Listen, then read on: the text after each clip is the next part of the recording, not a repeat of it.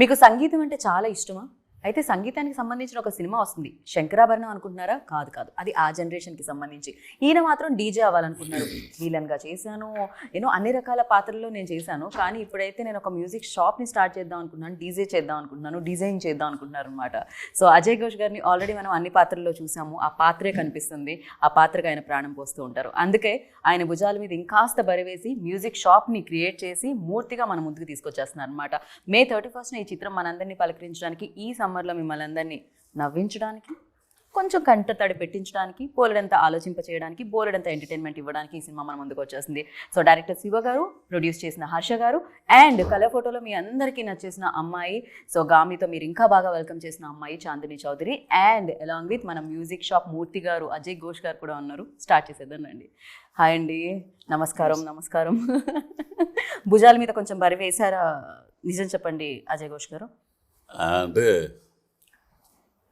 అది ఆ బరువు ఎప్పుడైనా నాకు అట్లాంటి బరువే మొయ్యాలని కోరిక నాకు.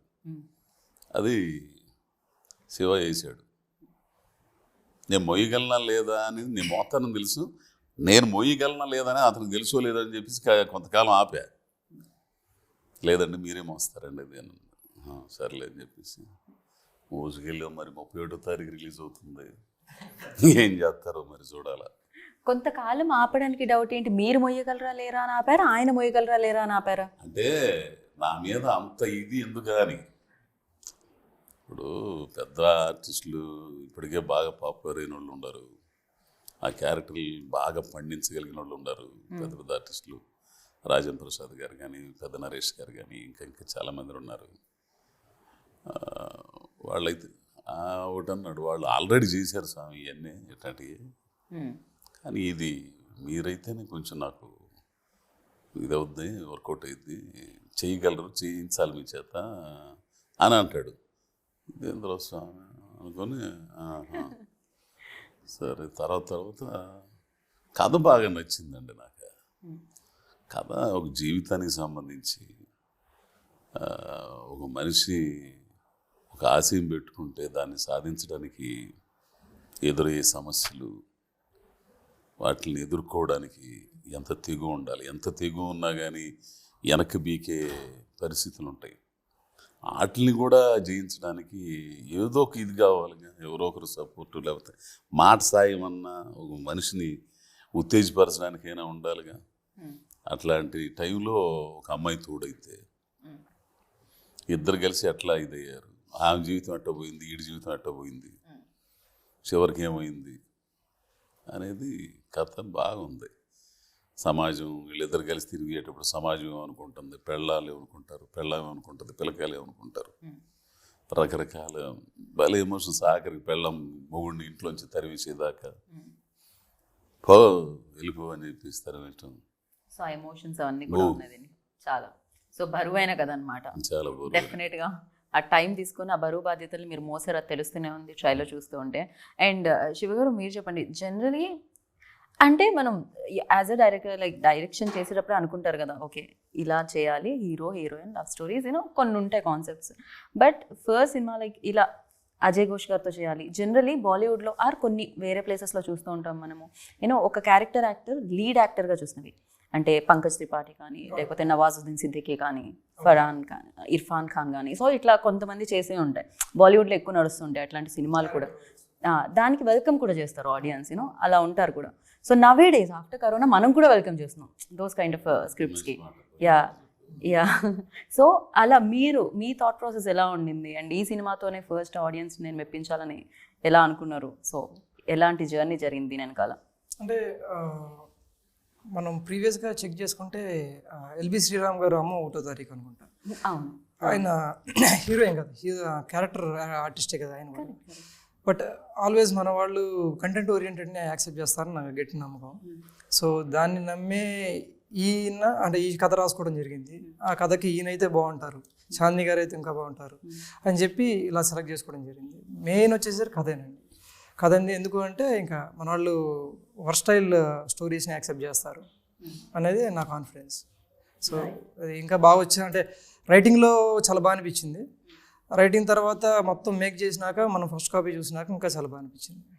మాకు కూడా చాలా బాగా అనిపించింది. అండ్ ట్రైలర్ కింద వచ్చిన కామెంట్స్ చూస్తే కూడా చాలా బాగా అనిపించింది. నేను కూడా మ్యూజిక్ నమ్ముకున్నాను, కానీ నాకు కూడా నా కడుపు కూడా నింపట్లేదు మ్యూజిక్, దాన్ని వదిలేసి వేరే ఫీల్డ్కి రావాల్సి వచ్చిందని అని కొంతమంది రియల్గా కామెంట్ చేయడం చాలా బాగా అనిపించింది.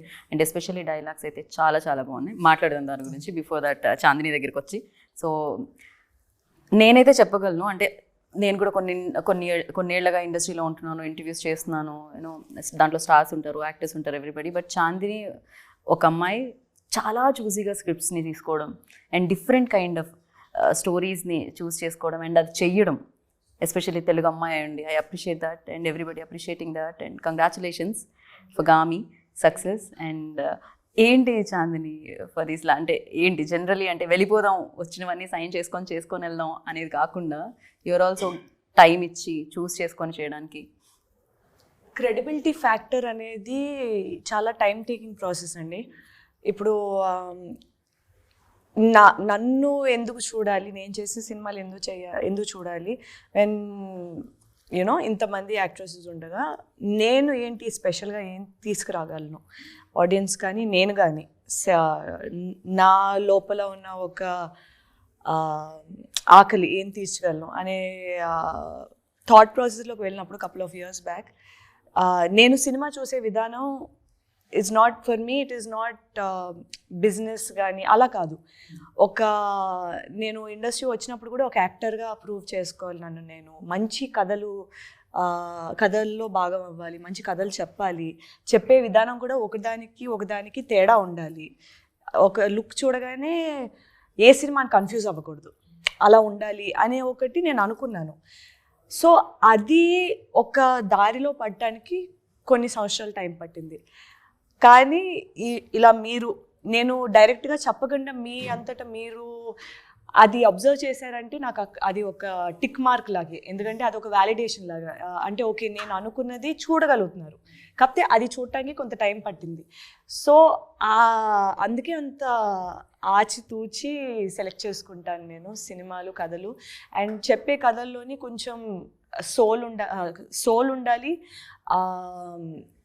ఒక అంటే సరదాగా ఉండాలి, కానీ ఒక లెసన్ కానీ ఒక ఇన్ఫర్మేషన్ కానీ ఏదో ఒకటి ఆడియన్స్కి వెళ్ళాలి అనే ఒక పాయింట్ ఎప్పుడు నేను మైండ్లో పెట్టుకునేదాన్ని. అండ్ ఇలాంటి సోల్ఫుల్ సినిమాలు, ఇలాంటి సొసైటీకి బాగుంటుంది ఇలాంటి కథలు ముందుకు వస్తే, అలాంటి సినిమాలు చేయడం నాకు చాలా ఆనందం ఇస్తుంది. సో మేబీ అందుకేమో అలాంటి కథలు కూడా నన్ను వెతుక్కుంటూ వస్తున్నాయి.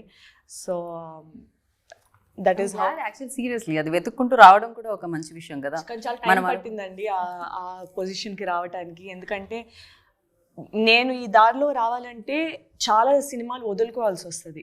సో మనం కొన్నిసార్లు ఆ పొజిషన్ వరకు వెళ్ళటానికి టైం పడుతుంది. సో అలాంటప్పుడు ఆ సినిమాలు వదులుకునే పరిస్థితిలో మనం ఉండం, కానీ we have to do it, which means కొన్ని సాక్రిఫైసులు చేయాల్సి వస్తుంది ఒక పర్సనల్ లెవెల్లోని, ఒక ప్రొఫెషనల్ లెవెల్లోని, ఆల్ ఆఫ్ దట్.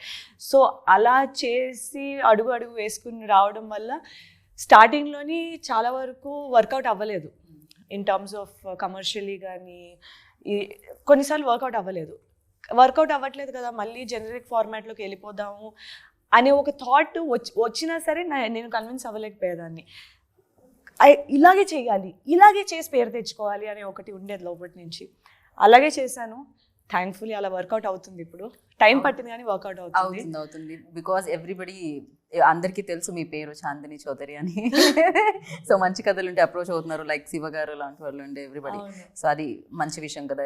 ఎవరో అంటారు, ఒక డైలాగ్ ఉంటుంది, సక్సెస్ వెనకాల పరిగెత్తకూడదు, సక్సెస్ పొందడానికి క్యాపబుల్గా మారాలి అని చెప్పి. Maybe it will take, yeah correct. So అంతే. నాకు కూడా నేను పర్సనల్గా నేర్చుకుంది ఏంటంటే, ఇలాంటి స్టోరీస్ చేస్తున్నప్పుడు ఏంటంటే ఒక సాటిస్ఫాక్షన్ ఉండేది లోపల నుంచి. At any point of time మరి ఎందుకు అని ఎప్పుడు అనిపించలేదు. దెన్ ఐ రియలైజ్ ఇదే నా కాలింగ్, ఇలాగే చేసుకుంటూ వెళ్దాం. అట్లీస్ట్ నాకు ఐఎమ్ ప్రౌడ్ ఆఫ్ ఇట్. నాకు ఈ సినిమా చేసుకున్నందుకు, ఇలాంటి సినిమాలు చేస్తున్నందుకు ఐఎమ్ హ్యాపీ. నాకు సంతోషంగా ఉంది, నా ఫ్యామిలీ సంతోషంగా ఉంది. మిమ్మల్ని అభిమానించి మేము కూడా చాలా సంతోషంగా ఉన్నాం. Keep rocking Chandini. And Harsha garu waiting అనమాట. హర్ష గారు నెక్స్ట్ ఆయనే ఆర్డర్లో ఉన్నాను అని ఆయన అర్థమైపోయింది హర్ష గారికి. నా వరకే వస్తుంది క్వశ్చన్, లైన్లో వచ్చింది అమ్మాయి అని చెప్పి. హర్ష గారు, you tell, like first Shiva గారు స్క్రిప్ట్ తీసుకొచ్చినప్పుడు మీ దగ్గరికి, ఎస్పెషల్లీ దీంట్లో ఉన్న యూఎస్బీ ఏంటి అంటే, కళ నెరవేర్చుకోవడానికి వయసుతో సంబంధం లేదు. అది 30 అయినా 50 అయినా అవ్వచ్చు, నెరవేర్చుకోవాలి అంతే. అది అజయ్ ఘోష్ గారు ప్లే చేస్తున్నారు. ఎంతోమంది బయట ఉండుంటారు నిజంగానే, ఫ్యామిలీ కోసం సాక్రిఫైస్ చేసి బయటకు రాకుండా వాళ్ళ కళల్ని అక్కడే తొక్కేసి అవ్వకపోయి ఉండొచ్చు, అంత టైం వెళ్ళిపోయి ఉండొచ్చు ఒక ఫ్లోలో. బట్ ఈ స్టోరీ అలాంటి వాళ్ళందరికీ డెడికేటెడ్గా ఉంటుంది. డెఫినెట్గా ట్రైలర్ చూస్తే నాకు అర్థమైంది. ఫర్ యూ లైక్ ఎలాంటి ఎమోషనల్ బాండ్ క్రియేట్ అయింది when he narrated story to you? So అసలు ఎలా ఉండింది మీ జర్నీ? సో సింపుల్ థింగ్ చెప్పాలంటే ఇప్పుడు శివ కూడా యూఎస్ నుంచి వచ్చాడు. సో మూవీ తీయాలి, డైరెక్షన్ చేయాలని చెప్పేసి ఆ ఆస్పిరేషన్తో వచ్చాడు అనమాట. ఏంటంటే ప్రొడ్యూసర్ని డైరెక్టర్ని యూఎస్ ఏమైనా తయారు చేస్తున్నారా? ఫస్ట్ అక్కడికి వెళ్ళి వస్తున్నారు.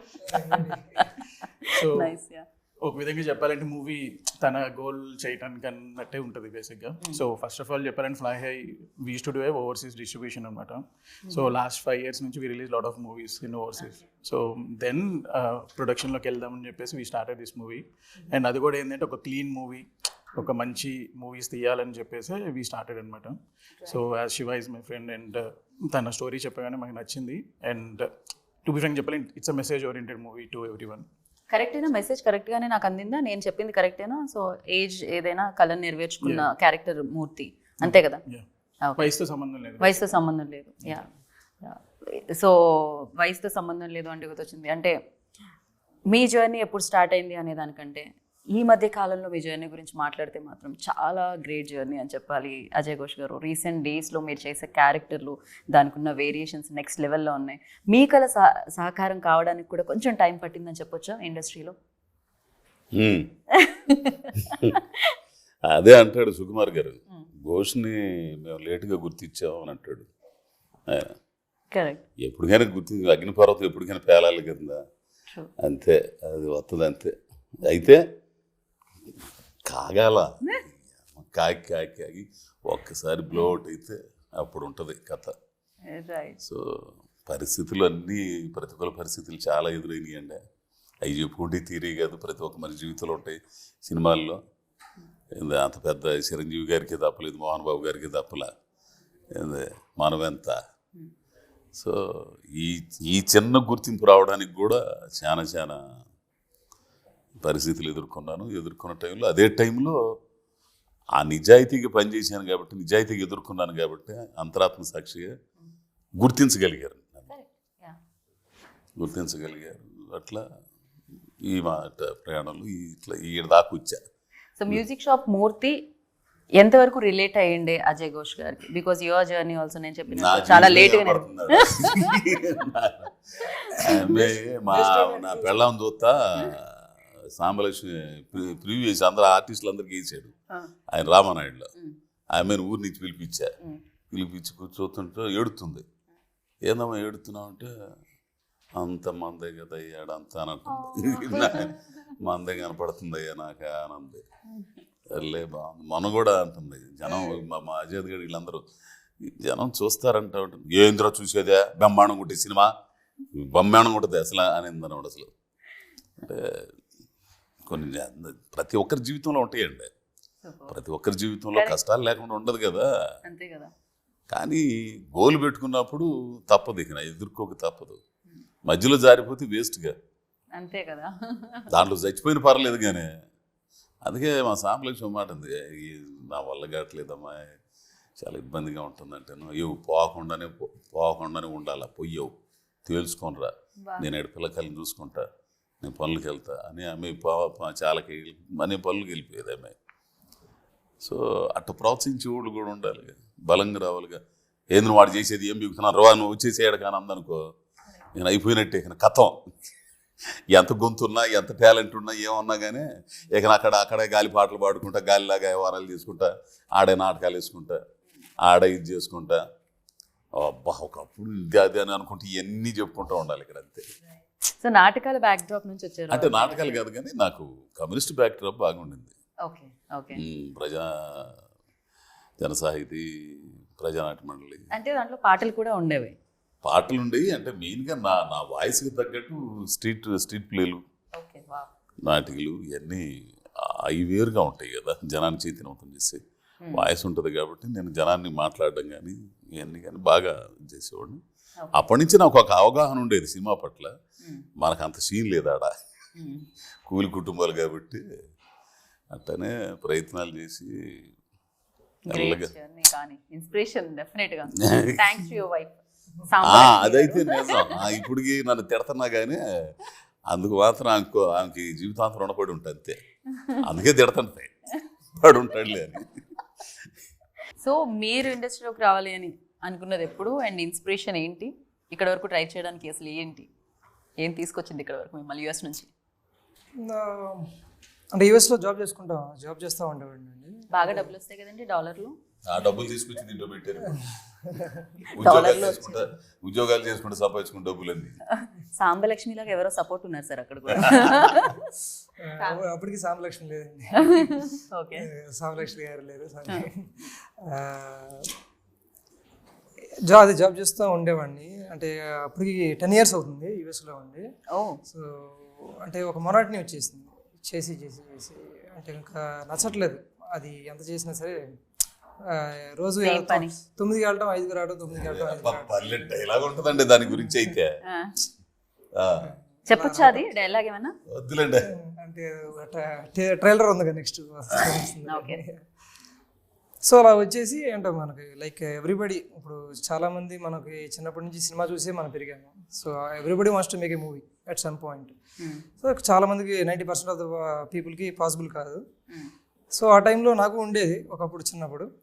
సో అక్కడికి వెళ్ళినాక ఓకే ఇదేదో లైఫ్ చేంజింగ్ డెసిషన్ తీసుకోవాలి మనం, ఇలానే చేసుకుంటా పోతే మనకి ఇలానే ఉంటుంది.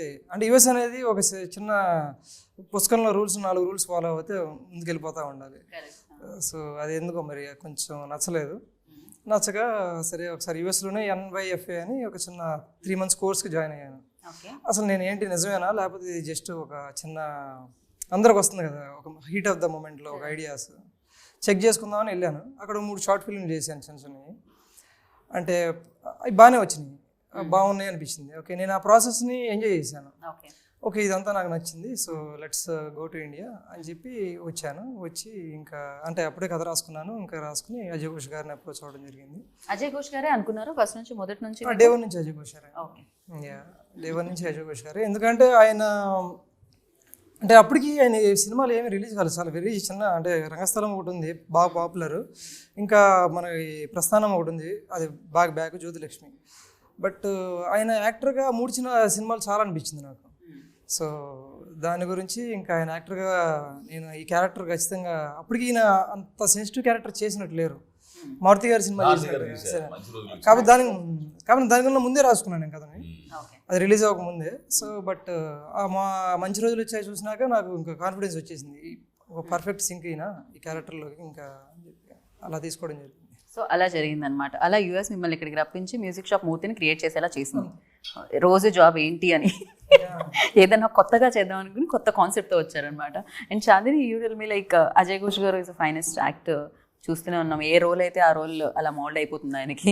ఏదో వేడి ఇనుమును ఉంచినట్టు మీరు క్యారెక్టర్ని మీ వైపుకి మోల్డ్ చేసుకుంటారు.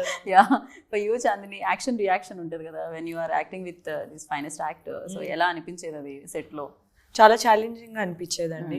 ఎందుకంటే వెరీ రేర్లీ ఇలాంటి ఆపర్చునిటీ దొరుకుతుంది ఒక అద్భుతమైన యాక్టర్తోని స్క్రీన్ షేర్ చేసుకునేటప్పుడు. అప్పుడు ఎలా ఉంటుందంటే మనం ఇంకెలా చేస్తే ఆయనకి ఈక్వల్ అవుతాం, ఇంకెలా చేస్తే ఆయనకంటే బెటర్గా చేయగలం అని ఒకటి వస్తుంది.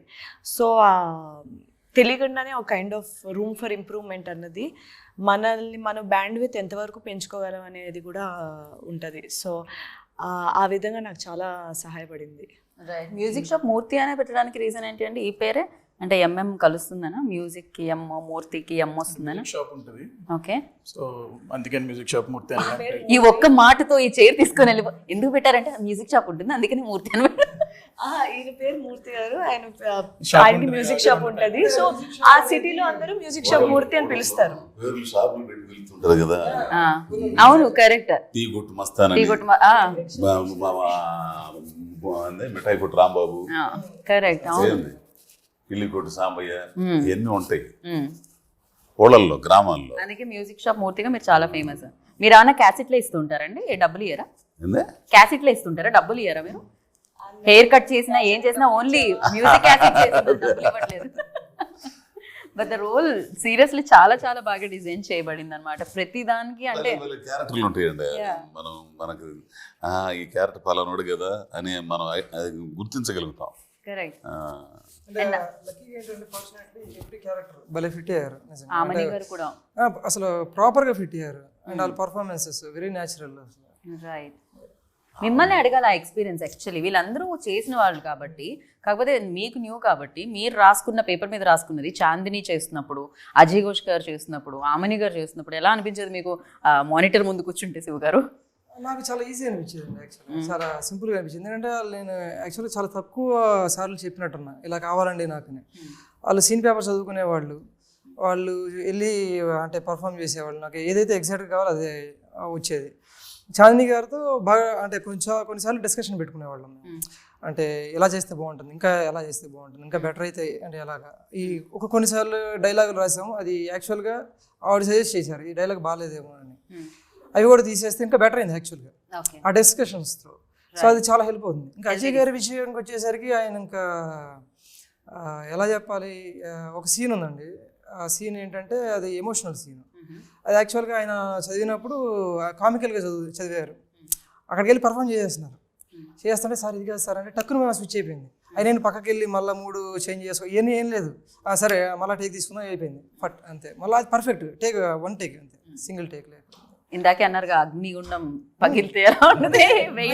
పాయింట్ ఏంటంటే బేసిక్గా అలాంటి స్ట్రగుల్స్ ఉంటాయి చూసారా, ఆ స్ట్రగుల్స్ ఏంటంటే మనిషిని బెటర్ చేస్తాయి, చాలా బెటర్ చేస్తాయి. అంటే ఆ స్ట్రగుల్స్ లేకపోతే యాక్చువల్గా మనిషి ఇంకా అంటే వెనక ఉంటాడేమో అనుకుంటాను. ఆ స్ట్రగుల్స్ వల్ల ఇంకా బెటర్ అవుతారు మనుషులు.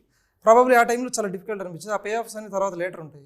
అంతే కదా, అందుకే కదా రాయి బండరాయిని కూడా చెక్కితే శిల్పంగా మారుతుంది అంటుంటారు. సో హర్ష గారు చాలా లిమిటెడ్గా మాట్లాడుతున్నారు. బడ్జెట్ అయితే బాగానే పెట్టారు, లిమిట్స్ లేకుండా ఎంత కావాలో అంత.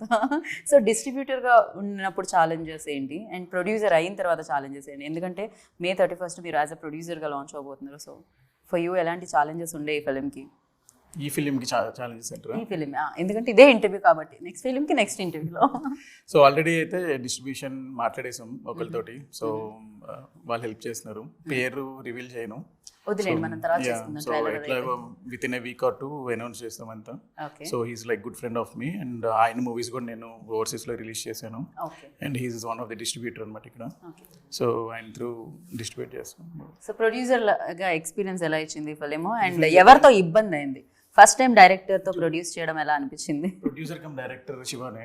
సో నేనైతే అసలు సెట్స్కి రాలేదు, దేనికి రాలేదు. సో ఫోన్ చేసి డబ్బులు అడిగితే డబ్బులు పంపించేటోని. సో కొన్ని మొత్తం అంతా తనే చూసుకున్నాడు. టు బి ఫ్రాంక్ చెప్పాలంటే నాకు యాంకర్ ఫీ ఇస్తే చాలా. అది కూడా తనే, అది కూడా తనే తనే చేస్తున్నాడు. వాళ్ళ నాన్నగారు వచ్చేవారు అప్పుడు, ఫాదర్ వచ్చి రంగారావు గారు వచ్చేవారు. ఓకే. సో ఆయన ఇక్కడే లోకల్ ఉంటారు కాబట్టి వెళ్ళి చూసుకుంటూ ఉండే. ఆయన బాగా ఎంజాయ్ చేసేవారండి. రైట్. షూటింగ్ దగ్గరకు వచ్చి రంగారావు గారు షూటింగ్ చూస్తా, సీన్స్ చూస్తా వచ్చిందండి.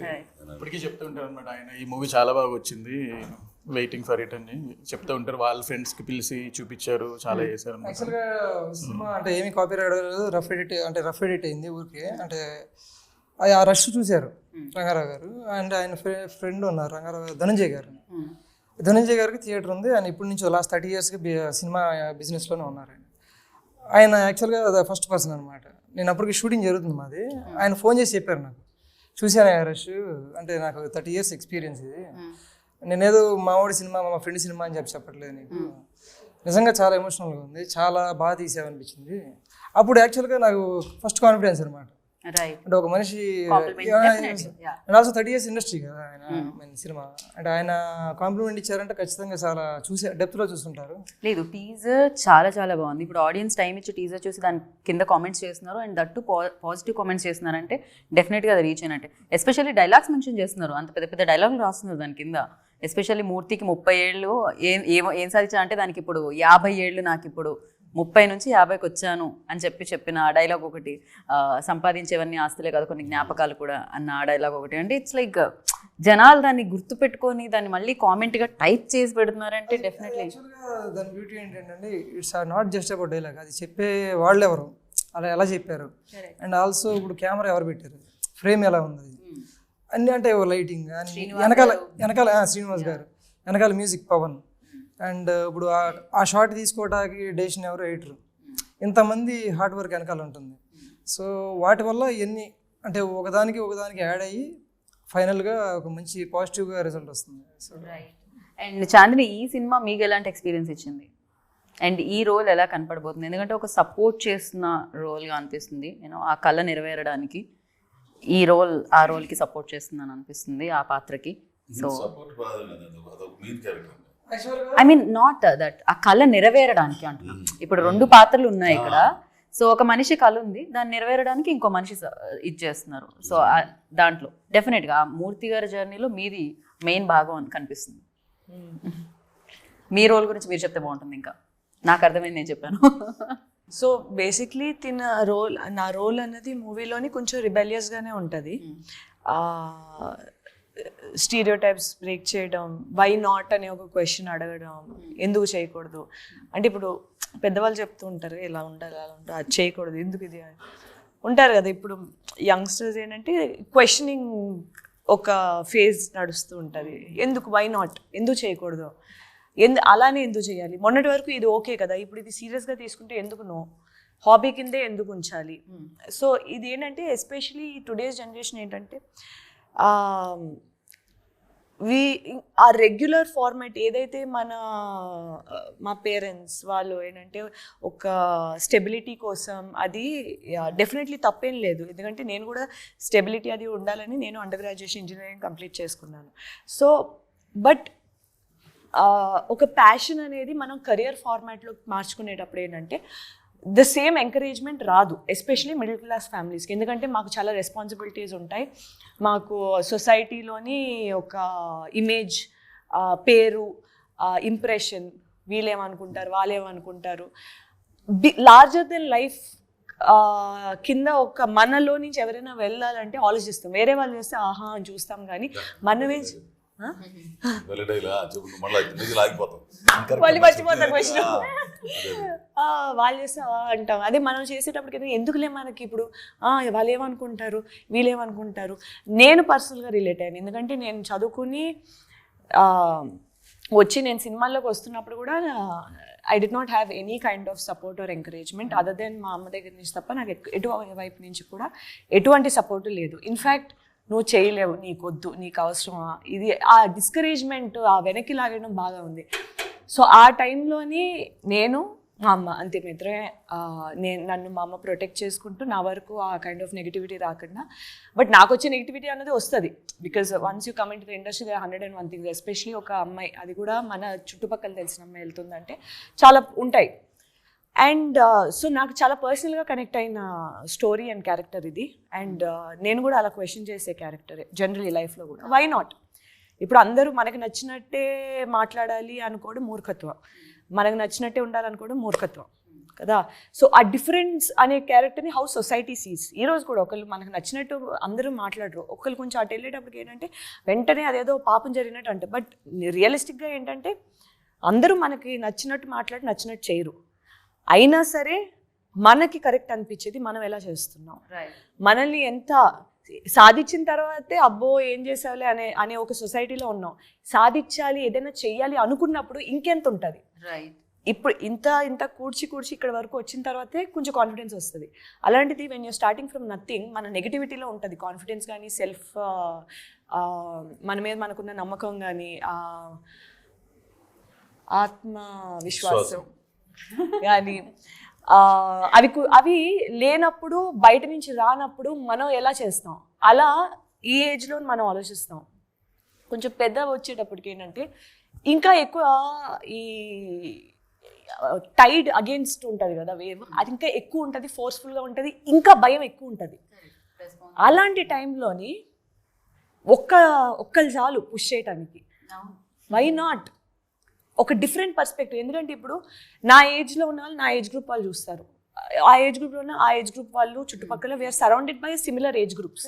But 2 different age groups, 2 different personalities, 2 different point of views ఉన్న వాళ్ళు, 2 different బ్యాక్గ్రౌండ్స్ నుంచి వచ్చిన వాళ్ళు, జనరేషన్స్ నుంచి వచ్చిన వాళ్ళు ఒకే సిమిలర్ కళ వచ్చినప్పుడు అసలు అటుపక్క ఇటుపక్క వాళ్ళ ఇంటరాక్షన్ ఎలా ఉంటుంది, ఒకరినొకరు ఎలా ఇన్ఫ్లుయెన్స్ చేస్తారు, అది ముందుకు ఎలా వెళ్తుంది, ఒకరి పర్స్పెక్టివ్ ఇంకోళ్ళు ఎలా మార్చొచ్చు అనే ఒక పాయింట్స్ చాలా మనకి టుడేస్ డే అండ్ ఏజ్ అంటే it's a timeless concept. At any time ఏ కాలంలో అయినా ఇది రెలవెంట్గా ఉండే ఒక సబ్జెక్ట్ ఇది. కరెక్ట్. ఎంతమంది మ్యూజిక్ షాప్ మూర్తులు ఉంటారు, మ్యూజిక్ షాప్ మూర్తులు కాకపోతే ఇంకేదో ప్రొఫెషన్, ఇంకేదో కళ, ఇంకేదో హీరో అవుదాం అనుకోను, లేకపోతే ఇంకేదో అవుదామని, ఇంకేదో చాలా చాలా అనుకోవచ్చు. ఎందుకు అది అంటారు, రైట్. లేదా ఒక ఫర్ ఎగ్జాంపుల్ ఇంజనీర్ అవుతా అనుకో, లైక్ ఒక నేను మెకానికల్ ఇంజనీరింగ్ చేశాను. నేను చేసినప్పుడు అందరూ మెకానికల్ ఎందుకు నీకు శుభ్రంగా కంప్యూటర్స్ ఎలక్ట్రికల్ అందరు అబ్బాయిలే ఉంటారు. నిజంగా 92 అబ్బాయిలు ఉండేవారు, ఒక్కదాన్ని ఉండేదాన్ని. అందుకే అనుకుంటే నా పర్సనాలిటీ ఇలా అయిపోయింది, మొరటి పర్సనాలిటీ అయిపోయింది. నిజంగా 4 అనిపిస్తుంది 4 సంవత్సరాలు చుట్టూ అబ్బాయిలే ఉంటారు, వాళ్ళతో సమానంగా చేయాలి, వాళ్ళతో పోటీపడి చేయాలి. ప్రొఫెసర్స్ కూడా చూసే విధానం డిఫరెంట్గా ఉంటుంది. అయినా కొంతమంది మంచి చూస్తే కొంతమంది చెడుగా చూస్తారు. మేబీ అక్కడి నుంచి ఇక్కడికి వచ్చిన తర్వాత ఇది కూడా ఇక్కడ కూడా అలాగే ఉంటుంది. సో ఆ హోల్ సెట్ బ్యాక్స్, ఆ వెనక్కి ఆ డిసడ్వాంటేజెస్ ఎక్కువ ఉన్నప్పుడు how are you going to make it, అలాంటి పాయింట్స్ డీల్ చేస్తుంది ఈ సినిమా. Very nice. సీరియస్లీ చాలా చాలా మంచి కాన్సెప్ట్. యాక్చువల్లీ చాలా మంది రిలేట్ అవుతూ ఉంటారు అనమాట. రేపు సినిమా 31st May చూసినప్పుడు ఎంతమంది మూర్తులు రిలేట్ అవుతారా అని చెప్పి వెయిట్ చేస్తూ ఉన్నాం. ఎస్పెషల్లీ అంటే కళ అనేది కలగనడం ఆగిపోకూడదు ఎప్పటికీ. ఏజ్ అనేది దానికి ఒక లిమిట్ కాదు. సో అందుకని మనం చూస్తాం బిగ్గెస్ట్ KFC లాంటి సక్సెస్ఫుల్ ఆ ఏజ్ లో వెన్ రిటైర్డ్ సి ఎక్కడుందో ఇలా వారెన్ బుఫే ఆయన ఇంతమంది ఇన్స్పిరేషన్ అయితే ఉండింది. అండ్ మీరు చెప్పండి, మీకు మూర్తి గారు ఇచ్చిన ఇన్స్పిరేషన్ ఏంది? అజయ్ ఘోష్ గారి స్టోరీనే ఆల్మోస్ట్, బట్ మీ స్టోరీనే, బట్ మూర్తి గారిలో మీకు నచ్చింది ఏంటి? నాకైతే ఈ లుక్ నచ్చింది, ఆ డీజే లుక్ నచ్చింది నాకు. కొంచెం ఫన్ గురించి కూడా మాట్లాడదు మనం. ఎమోషన్స్ ఎంతైతే ఉన్నాయో ఫన్ కూడా అంతే ఉంది ఈ సినిమాలో అని విన్నా నేను. ఫన్ అంటే నా అసిస్టెంట్ ఒకడు ఉంటాడు, ఎంత ఇదిగా ఉంటుంది అంటే మీకు ఆ టీజర్లో చివరిలో ఉంటుంది కదండి, ఎంత ఎర్రితనం అంటే ఆ టీవీలో చూసుకుంటా ఆడు మొత్తం యూట్యూబ్లో ఉంటాయి కదా హౌ టు ప్లే ఇదని ఈ దాన్ని కన్సోల్, అది ఆడు ఇంగ్లీష్లో చెబుతుంటే వీడికి ఇంగ్లీష్ రాదు. ఆడేది చెబుతాడు కాగితం మీద 2 రాసుకొని దాన్ని ఏం చేస్తున్నారు అంటాడు. అంటే డీజే నేర్చుకుంటున్నా, డీజే వాడు అక్కడ చెబుతుంటే నువ్వు ఇక్కడ నేర్చుకుంటున్నావా, ఇది మిషన్ రా అంటే ఇది మిషన్లో పాట వేయి అని అంటాడు. అసలు అక్కడ ఆ లుక్ కట్ చేసాడు కానీ ఆయన టప్పు నీటి చూసే లోపల ఉండడు. ఆ తర్వాత నాకు అవును నిజమే కదా వీడు చెప్పింది ఏందో అంటే అట్లాంటి చిన్న చిన్న బిట్లు ఉంటాయి. కానీ ఈయన సినిమాలో ఉంచాడో లేదు కానీ ఇంకో బిట్లు కూడా ఉంటాయి. అంటే ఈ మ్యూజిక్ షాప్ అన్న గ్రామాల్లో క్యాసెట్లు గీసెట్లు అనగానే TGDలు అనగానే వాడు వచ్చేసి తాత బ్రో ఉన్నాయా అని అంటాడు. టీజర్లో ఉంది, సినిమాలో ఉందో లేదు, ఉందా ఉండాలి ఏంది ఉండయా అంటున్నాడు. రారా ఇది మ్యూజిక్ షాప్ మూర్తిరా బాగుంది, టీజర్ లో ఉంది యాక్చువల్లీ. అండ్ అలాగే మనం మ్యూజిక్ షాప్ మూర్తికి మ్యూజిక్ ఇచ్చిన పవన్ గారి గురించి కూడా మాట్లాడుకోవాలి. సో ఎవరైనా మాట్లాడతారా, ఎవరైనా పాడతారా కాలభైరవ పాడిన పాట? లేదా మనకు రాదు కానీ నాకైతే రాదు. భలే చేశాడు, బాగా గుట్టాడు ఆ పిల్లలు. చాందనీలో సింగర్ ఉన్నారు కదా ఈ మధ్య కాలంలో చంపేసి తొక్కేసిండేనా? Okay. But yeah cinematography Srinivas గారు కానీ అండ్ మ్యూజిక్ పవన్ కానీ అమేజింగ్గా చేశారని చెప్పాలి. వాళ్ళ 100% ఇచ్చారు. అండ్ ఆమని గారు, ఆవిడ గురించి ఏం చెప్తాం, మన ఏజ్ నేనైతే చెప్పడానికి మ్యూజిక్ అనేది నేను కూడా రియలైజ్ అవ్వలేదు ఎంత దూరం వెళ్ళిందంటే, మొన్న నేను జస్ట్ వైజాగ్ నుంచి వస్తున్నప్పుడు మా బ్యాంక్ మేనేజర్ వచ్చి, మీది మ్యూజిక్ షాప్ మూర్తి అనే సినిమా వస్తుంది కదండి, దాంట్లో పాటలు ఎంత బాగున్నాయండి ఇది అది అన్నారు. అక్కడి వరకు వెళ్ళింది. నేను ఇది మీకు చెప్పానో లేదో తెలీదు, బట్ అంటే ఎక్కడి వరకు వెళ్తున్నాయి ఇది అసలు నేనే రియలైజ్ అవ్వట్లేదు. పవన్ గారి మ్యూజిక్ అండ్ ఈ ఇప్పుడు చుట్టుపక్కల నేను ఎవరితో మాట్లాడుతున్నా సరే మ్యూజిక్ షాప్ మూర్తి అనగానే ఫస్ట్ మ్యూజిక్ గురించి మాట్లాడుతున్నారు అందరూ. సో ఎందుకంటే టైటిల్లో మ్యూజిక్ అని పెట్టుకున్నప్పుడు ఆ మ్యూజిక్ ఎంత కీలకమైన పాత్ర ఉంటుందో ఈ సినిమాలోని. సాహిత్యం కూడా బాగా రాశాడు ఆ పిల్లలు.